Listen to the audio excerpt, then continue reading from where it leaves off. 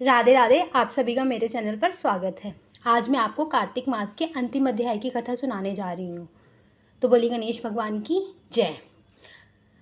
शौनक ऋषि पूछने लगे, हे सूत जी, दूसरे का दिया हुआ पुण्य भी लगता है या बिना दिया हुआ पुण्य भी मिलता है?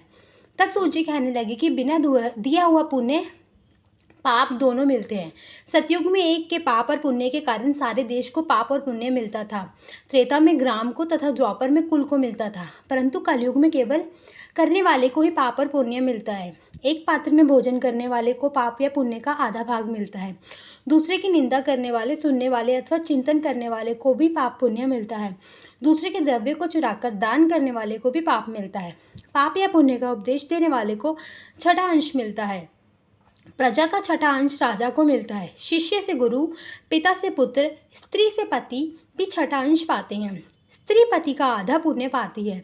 इसी प्रकार दिए भी पाप तथा पुण्य एक दूसरे को मिलते हैं। इसके अनुसार एक अत्यंत पुण्य देने वाला इतिहास सुनाता हूँ। पूर्व काल में उज्जैनी नाम के नगर में ब्रह्म कर्म से भ्रष्ट, पापी, दुष्ट बुद्धि, रस, कमल तथा खाल बेचने वाला, झूठ बोलने वाला, ज्वारी, मदिरा पीने वाला, वैश्यगामी धनेश्वर नाम वाला एक ब्राह्मण रहता था। वह क्रय विक्रय के हेतु अनेकों नगरों में घूमता फिरता था। एक समय वह महिष्मती नगरी में गया और माल बेचने के लिए वहां पर 1 मास तक ठहरा। एक दिन उसने नर्मदा नदी के तट पर जाप करने वाले ब्राह्मणों को देखा।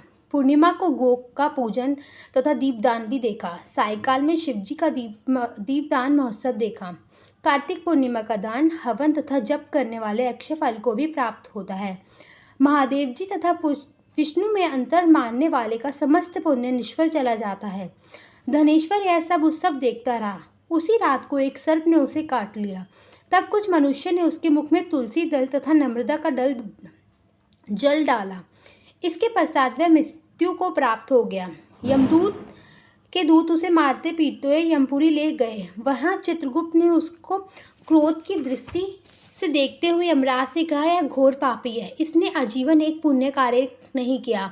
तब यमराज ने आज्ञा दी कि इसको खौलते हुए तेल के कड़ाव में डाल दो, फिर मुर्दागरों की मार लगाकर कुंभीपाक नरक में डाल दो। परंतु जब उसको तेल में डाला गया, खौलते हुए तेल में डाला तो तेल एकदम शीतल हो गया।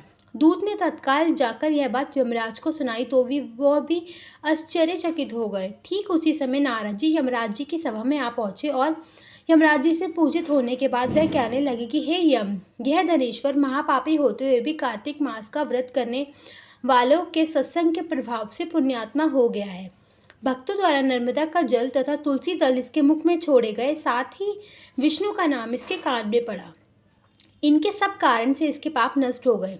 इतना कह के नारद जी ब्रह्मलोक को चले गए। उधर धनेश्वर कुबेर का अनुगामी धनयज्ञ हुआ, जिसके नाम से अयोध्या में भगवान गदाधर नाम का एक तीर्थ विख्यात हुआ। कामना युक्त पाप गीला तथा कामना रहित पाप सूखा कहा जाता है। कार्तिक मास के व्रत के प्रभाव से मनुष्य के द्वारा किए गए सूखे तथा गीले दोनों पाप नष्ट हो जाते हैं। इस प्रकार कार्तिक महात्म्य समाप्त हुआ। इस कार्तिक महात्म्य को सुनने के लिए आप सभी का बहुत बहुत धन्यवाद।